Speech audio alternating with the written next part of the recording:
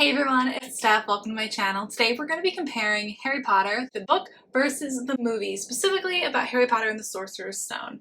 Just as a heads up, this video is going to contain spoilers about the story, so this will be talking in depth about both the book and the movie. So let's get started. The book and the movie start on the same day, but at different times of day. In the movie, Harry is being delivered to his aunt and uncles because he is an orphan. Then he is met up with Dumbledore, McGonagall, Hagrid brings him to the Dursleys, and then he gets dropped off on the doorstep.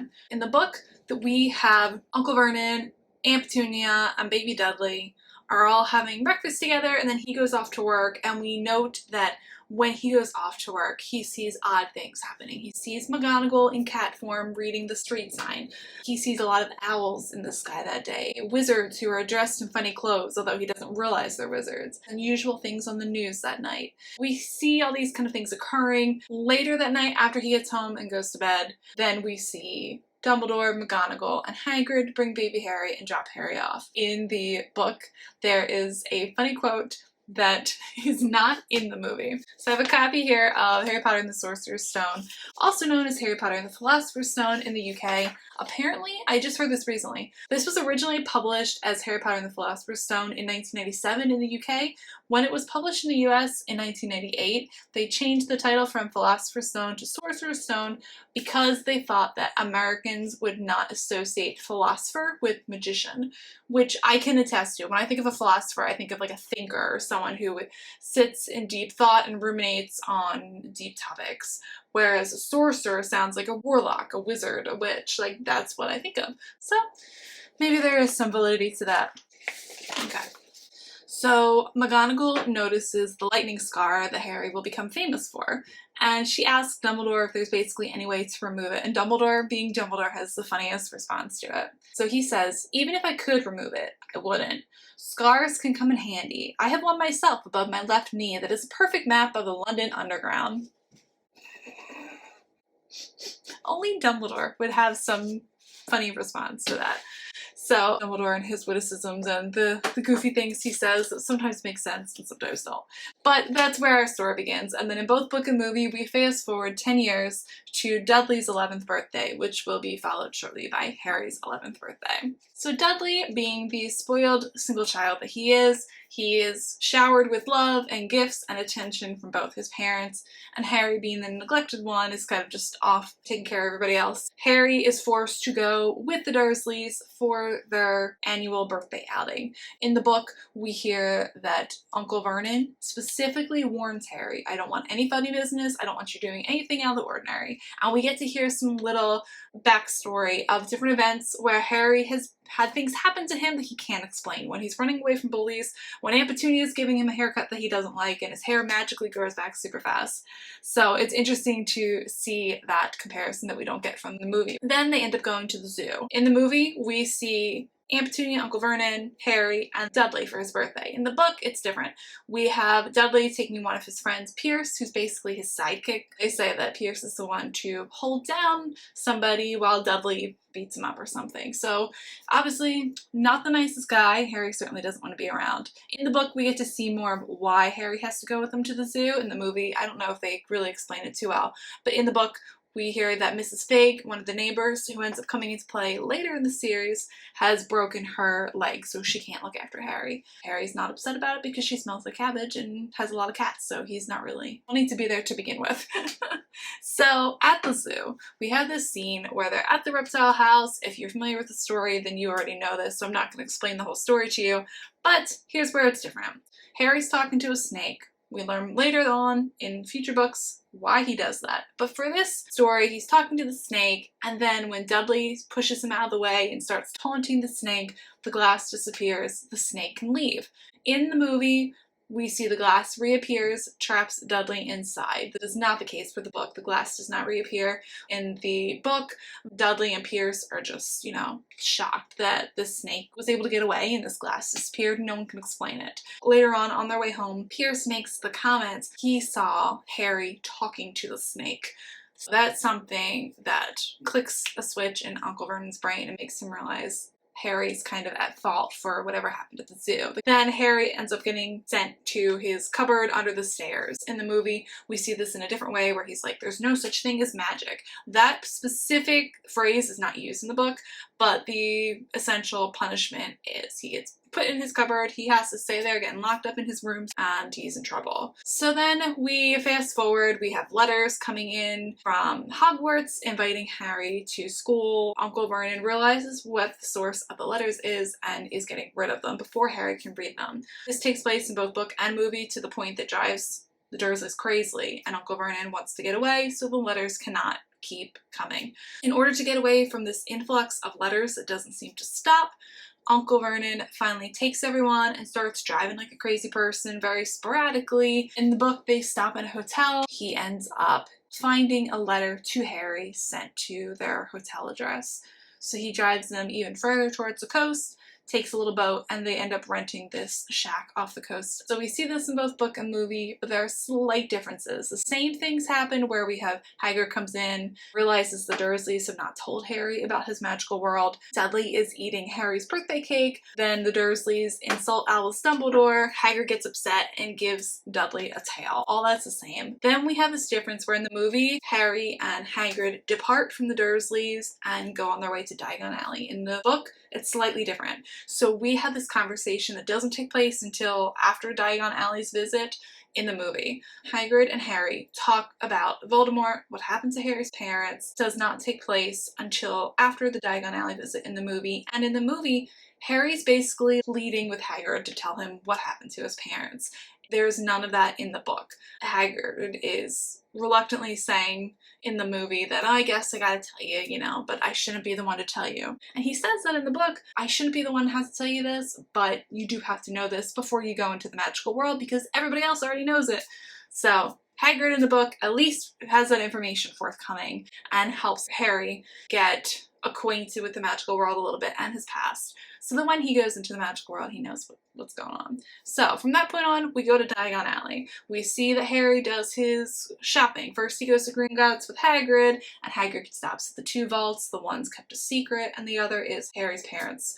Then he goes shopping for his school supplies. Pretty much the same between book and movie. We don't see in the movie when Harry gets his robes, and when he has his school robe fitting, he meets Draco. So the conversation where Harry and Draco first meet in the movie actually happens on the train in the book. So it's interesting when Draco meets Harry in the robe shop versus when he meets Harry on the train. A few different things.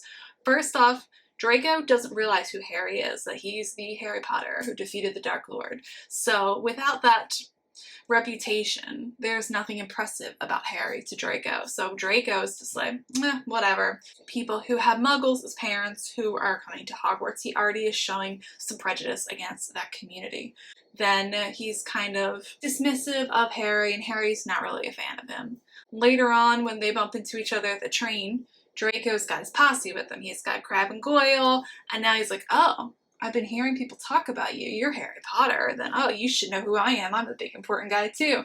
And then the conversation that takes place at the castle prior to the sorting in the movie is pretty much word for word what happens on the train in the book. So interesting to see those comparisons there. Moving forward through Diagon Alley, we see all the shopping and all the exciting things at Diagon Alley, as well as the wand visit. In the movie version, we have a much more theatrical representation of Harry finding his wand. Harry tries a lot more wands in the book. If they don't work, they just don't work. If they're not his wand, it just does nothing. In the movie, if it's not his wand, things fly off the shelves. The vase is exploding. So we don't have any of that. And when Harry finds the correct wand, the one that belongs to him, moving forward, it just has like a few little stars coming out of it, as opposed to the whole swoosh of wind and the spotlight coming on Harry in the movie. Both are very effective and work well for the medium that they're in, but it is interesting to note the differences between the two. And then we have Mr. Ollivander, has a little bit more to say in the book than in the movie. He expresses regret over selling Voldemort his wand, and then he explains the connection between Voldemort and Harry's wands, where both of them have a phoenix tail feather in them, come from the same phoenix, and they are the only two feathers that that phoenix produced. It's interesting that Ollivander expresses remorse over what one of his products did when it was out in the world. Obviously not Ollivander's fault, it's Voldemort's fault, but it's interesting to kind of see how that worked out. And then in the book, after the whole exchange with Mr. Ollivander, and Mr. Ollivander does say in both, we can expect great things from you, Mr. Potter, because after all, Voldemort did great things. Terrible things, but great. Harry's thought is, oh, I don't really know if I like Mr. Ollivander. Like, he doesn't really know what to make of him in his kind of ominous way. I feel like I just did a Captain Jack Sparrow. But they're quite different, Ollivander and Captain Jack. One more thing about this trip. In the movie, Hagrid drops Harry off at the wand shop, says, have fun, I gotta go run an errand, I'll be back later, and comes back with Hedwig. That's not the case for the book. The book, Hagrid stays the entire time that Harry is shopping, including in the wand shop. They go and get the owl later on. After that shopping trip, Harry stays with the Dursleys until it's time to go back to school, as opposed to, in the movie, Hagrid takes Harry to the train station and drops him off near platforms 9 and 10. Why that doesn't work, I will tell you, and I don't know why I didn't think of this earlier until I did a reread of it and was like, wait, hold up. Why did the movie think that could work? Because Harry's birthday is on July 31st. The Hogwarts Express departs on September 1st. So we have a full month, even after their shopping, even if their shopping was like 1 or 2 days at Diagon Alley, we still have the better part of the entire month of August prior to Hogwarts Express leaving from the station to take the students to Hogwarts on September 1st. So it's interesting to note that time difference. During that time in the book, Harry goes back to the Dursleys. Basically, the Dursleys leave him be, and Harry's looking forward to going to school. He gets the name for Hedwig, his owl, from one of his textbooks that he has for class. I think it's a history of magic. So it's interesting to see that as well and to see that inspiration. So then we fast forward to getting Harry to Hogwarts. In the movie, we see Hagrid drop Harry off, basically just kind of talking to Harry one moment, and then he disappears the next moment, and Harry's left to find the platform by himself. In the book, the Dursleys have to go to London because Dudley has to get his tail removed before he starts school. What they say is, oh, we wouldn't take you, except we have to take Dudley to London. So the Dursleys walk Harry in. Harry's convinced he's looking for a sign that says 9 3/4. It is nowhere to be seen. And the Dursleys take him to platform 9 and 10, show him that there's no indication of 9 3/4, and laugh at him and leave. As an adult in 2021, I'm like, what on earth? You leave a child in a public place with no supervision, no way of getting help or contacting you, and they just laugh at him and they walk away. I'm just like, what? Why? Is this not okay? Oh my gosh, this is not okay. But then that gives the window of opportunity for Mrs. Weasley, thank goodness, and the Weasley siblings to stroll along. We see a lot more from Percy in this book as we do in the other books. We see a lot more from the Weasley siblings besides just Ron and later Ginny. So Mrs. Weasley and Percy, Fred and George, Ron and Ginny all come to the location where he's at, and Mrs. Weasley and the Weasleys help him get onto platform 9 3/4. When they get on the train, Harry finds an empty compartment. Harry's putting his thing on the rack overhead, his little luggage there, and can't quite get it to get itself situated. So what ends up happening is they're still at the station, they haven't departed yet. Fred and George walk by, see he needs help, and like, oh, let's help you there. And they are the ones to see the scar in the book, as opposed to the movie. Ron is the first one to see Scar, realize who Harry is, and then go from there. Not the case in the book. In the book, we have Fred and George are like, oh my gosh, you're Harry Potter, that's cool. Okay, you're all set to go, I'll see you later. They go back out onto the platform, chat and tell Mom, Percy, Ron and Ginny, who are all still there, hey, we just met Harry Potter. You know, that guy we just helped. Yeah, he's the Harry Potter. So then they're looking at his compartment window, and Harry's like, don't look at me. And then we go from there. We see the dynamic of the Weasley family. Harry is almost mesmerized by this family dynamic because it's so foreign from his family experience. And it's interesting to see that. So then we have everyone gets on the train, departs for school. Then we have Ron come in. They chat, become friends. Hermione comes in. This is slightly different than the book. When the book has Neville come in first looking for his toad, then he keeps walking down the train, comes back later, he has Hermione with him, and this is where that introduction is made. We also see Draco Malfoy and Crabbe stop by, and Fred and George also stop by again. So all these folks stop by, say hello, and then of course Hermione stops by again, saying, hey, we're almost to Hogwarts, you should change into your school clothes. So that's what they do, and then we have the same thing between both book and movie. First years get the boat experience, getting to see the full view of Hogwarts from the lake, and then we go to the sorting. In the movie, we see the kids walk up the steps by themselves, meet McGonagall, get the full spiel about the 4 houses, and then go right into the sorting. In the book, Hagrid walks them up to McGonagall, so they're not without adult supervision. McGonagall gives them the spiel, welcome to Hogwarts, here are the 4 houses, and puts them in an empty classroom until it's time for the sorting to begin. At this point, all the ghosts come in, they're talking about Peeves and whether they should give Peeves another chance. Peeves, who is entirely excluded from the film franchise, is a poltergeist. He's a very squat and kind of stubby guy who bothers everybody except the Slytherin house ghost, the Bloody Baron.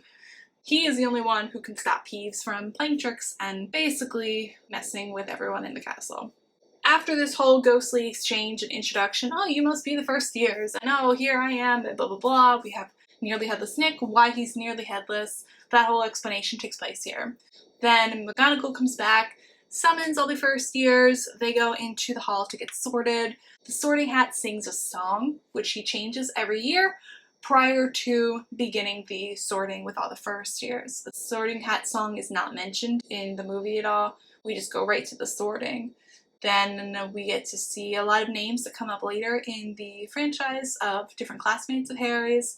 We see a lot more from Neville in the book, like when Neville tries on the hat. Once it sorts him into Gryffindor, he runs off with the hat still on his head before going back and sheepishly taking it off. So stuff like that. Ron is so relieved that all they have to do is try on the hat because Fred and George told him prior to getting to Hogwarts, they're like, oh, if you want to get sorted, you gotta wrestle a troll. Which is really funny that Fred and George would say that prank in general, but it's also foreshadowing because just wait till Halloween, Ron, you'll get your chance to wrestle a troll. Then everyone gets sorted, we get to see the teachers, we know that Harry has some sort of pain with a scar when he sees Snape, but it's really Quirrell behind him with Voldemort, but we don't know that yet. And then everyone has their feast, everyone chats, mingles with the ghosts who are at each of their house tables, and then Dumbledore has his welcome speech. Before he sends everyone off for the night, they sing their school song together. This little ribbon comes out of Dumbledore's wand and it floats up in the air to form the words of the school song, and then Dumbledore invites everyone to pick a tune, whatever tune they want, and start singing. It's really humorous as a reader and cringy as a musician to think about what that would sound like. From that point on, we have Percy, the prefect, who is very fancy in his new robes, guides all the first years up to the common room. Then we get to see the Gryffindor common room, how the dormitories are set up, and there are 5 boys to Harry's dormitory, including himself. So he gets to meet with everybody and chat, and then they get ready for classes. At this point, we see that the movie focuses specifically on introducing a few teachers, and then we only see classes when major plot points happen. In the book, we have a lot more time to see the differences between these characters, these teachers, as well as get a more immersive school experience.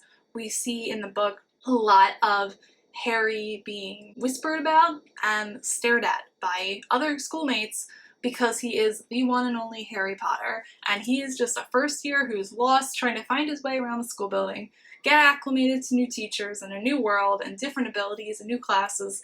So I can only imagine he feels like the spotlight is on him all the time. Several scenes in the book and the movie are very similar, if not the same dialogue. So for example, the whole monologue that Snape has at the first potions class is identical to what's in that book. I can teach you how to bottle fame and brew glory and that whole spiel that he says. So we do have a lot of similarities in that sense. It does honor the original work in many ways. So I will say that the movie has that going for it. And this isn't about bashing the movie, this is truly just more like a comparison, compare contrast kind of thing. So moving forward, we get to the broom lesson. So flying lesson, I should say. Harry and his classmates go out to the grounds of Hogwarts for their first flying lesson. Madame Hooch looks pretty much identical to what her description is in the book, with the spiky gray hair, the yellow eyes. Compare her to a hawk. She definitely has that kind of like attentive, alert kind of persona in the movie. Then we see Neville's broom goes awry It's a bit more dramatic and theatrical in the movie,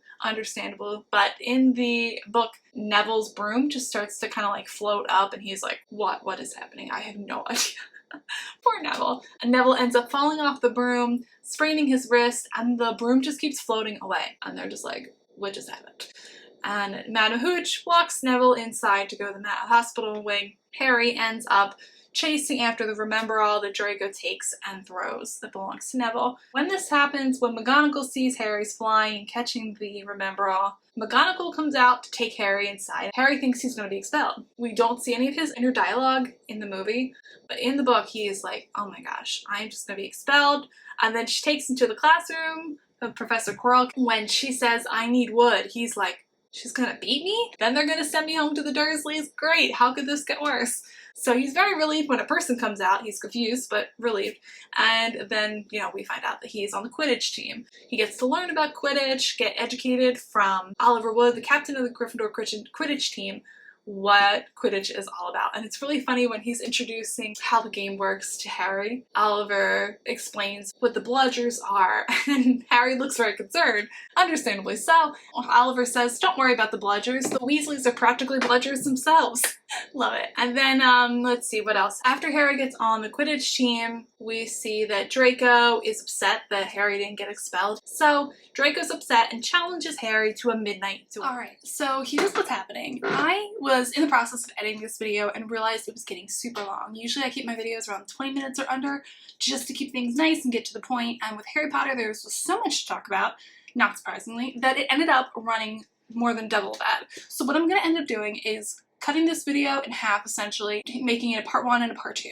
So this book versus movie, this is the first half of the Harry Potter book, which is 17 chapters. So you have half of the book now. Tomorrow I'm going to be posting the second half of the book so you can hear the rest of the content of the book versus movie. If you like this video, be sure to hit the like button and subscribe to this channel if you want to see more fun bookish things from me. Thank you so much for watching. If you have read the book and seen the movie, let me know in the comments which one you think is better. So thanks so much for watching. I'll see you guys soon with part 2.